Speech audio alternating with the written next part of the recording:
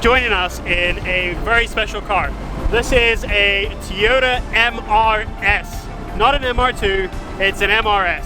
That means it's a sequential gearbox. These are very rare cars.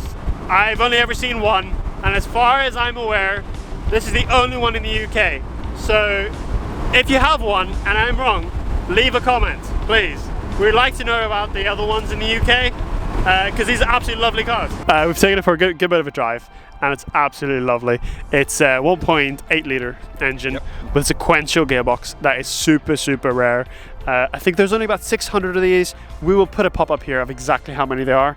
But as far as I'm aware, this is the only one in the UK. So isn't that crazy? It's mad to think that. This car was imported from Japan. It's a very unique spec. It's got the British Racing Green with the tan roof, tan seats. Yep. It's a sequential gearbox, so it's a 6-speed manual gearbox that's hydraulically and operated. So if anyone actually knows about these cars, you'll know that they have a decent bit of unreliable parts. So this car was imported to the UK, I think it was 6 years ago, back in 2017 or 2016, one of the 2 years. And the issue with it was the gear, it just wouldn't go into gear, and whenever it doesn't go into gear, it just kills the engine, turns it off, like at lymph mode. It sat at Toyota for a couple of years and a couple other garages until the owner took it to LS Restorations, where they managed to get it working. They completely rebuilt the gear shift assembly, that's hydraulic parts, did the sensors, and it's had a couple issues, but the issues have now been solved. It's MOT'd for the first time in UK history, and this is its debut drive. It was MOT'd on Monday. Today is Saturday. Yep. Haha. So what are the specifications of this car? Okay, so this car is a 1.8 litre 4-cylinder engine with 16 valves and variable valve timing. It's producing 140 horsepower, which doesn't sound like a lot, and it honestly isn't a lot. You have a lot of cars producing more horsepower these days, but you've got to remember one important fact. This is 1,050 kilos curb weight. Yep. Now, like, let's put that in perspective. A Corsa, a Vauxhall Corsa is 1,300. This is 300 kilos lighter.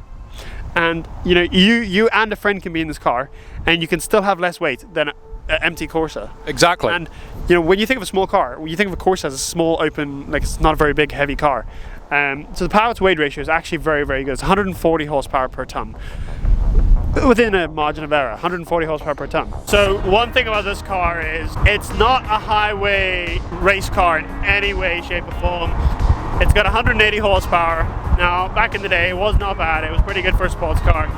But, you know, you're competing against cars like BMW 320 diesels, and they've got really comparable horsepower figures. So it's not a car you're going to be able to go down and have your drag racing on the streets and stuff like that there.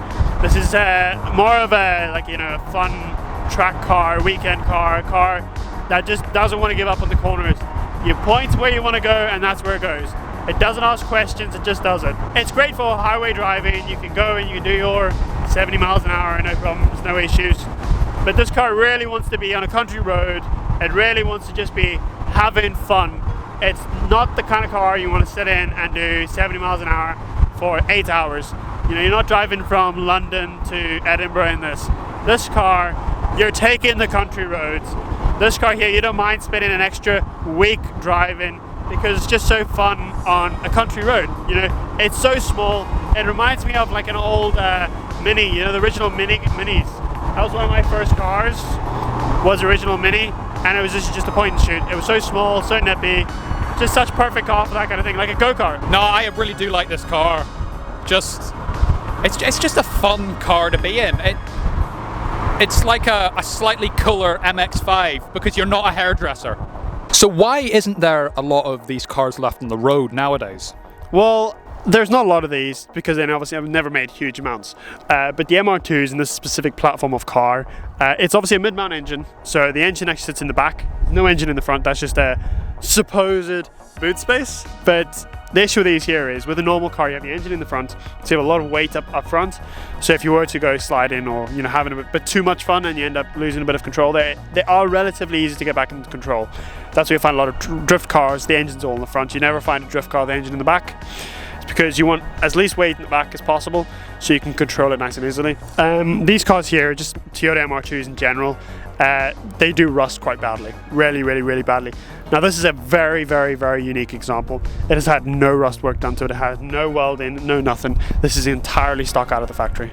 So it's been very well looked after. But there's one thing I want to touch on with this car. There is no room whatsoever. If you look in the front where you're supposed to have a boot, since this is a mid-mounted car where there is supposed to be hopefully a good amount of room, there's not. I can literally put one of my bags in there, and it barely even fits in there. The thing is, half of it is taken up by the wheel, so it's not going to help anyway. There's nothing big you can really take away because this is a Roadster, so at the end of the day, this will be the car that you'll want to take on holiday to. But it's not like car you go to France in. It's really not. You cannot take really anything with you. If you think of it this way, think of a car that you would have for a toddler. It probably has more boot space. He's being honest. This has next to nothing. Currently, right now, I'm sitting on all of my camera gear. I'm not joking when I say if you put a loaf of bread in the front, it probably would be squished. I'm gonna be channeling my inner Doug here. What are some of the quirks and features of this car? Okay, so with this being a Japanese import, it's actually got the original toll card in it. So for anyone who has a Japanese car, you'll know exactly what this is. But it's actually in the glove box, and you put your card in there, and whenever you drive down a Japanese road, it automatically digitally does your tolls. So you don't have to actually stop or pay for tolls like in the UK or other countries. So that's one interesting feature. The second one is, well, the gearbox itself. Now, I know we've mentioned this before. Lovely car, lovely gearbox, but it is an interesting gearbox because whenever you shift, it's not like a Ferrari where it goes instant shifts. You can definitely shift faster as a manual. It takes about a second to shift, which is fine in your everyday driving, but it's an interesting quirk and feature of the car. So the third thing about the Japanese cars, this has Japanese writing on some of the buttons, which is quite cool. It's quite an interesting thing. You don't see it every day. This also does have a start button. Did you know that? I did not know that. So surprisingly, I have no idea why. I'm not sure if it's stock or if it's been aftermarketly fitted, but you can put your key in the ignition. You can turn it on physically like a normal car from this era, or you can put your key in the ignition, turn it on, but not start the car, and press a start button, a big red start button. One thing that's just quite confusing is, where is the indicator on your car usually? Is it the left or the right side? Mine would be on usually the left side. Yeah. So every single car I've driven is all on the left. So now this car has indicators on the right side, windscreen wipers on the left. So really? You know how that goes. You're driving down the road, oh, I want to indicate and go left, windscreen wipers come on. That's a Japanese thing. You can only get that in Japan. So we just want to thank LS Restorations for lending us the car to use, and thank the owner himself specifically. But fantastic car you have, and thank you again. And we'll see you in the next one. Bye-bye.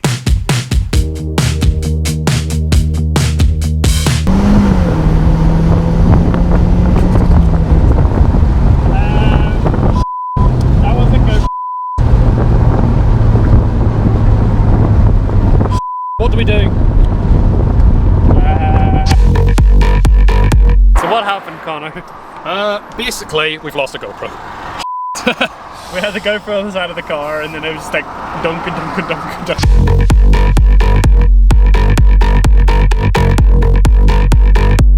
Currently myself because it's about here. It was lost. That's it. It's somewhere here, dude. I've found bits of it, but I can't find the GoPro. Oh. So I think we've lost it. We have remains. We do have remains of it, but that's it. Honestly, I'm more annoyed that I've lost the footage that we got on it. Anyway.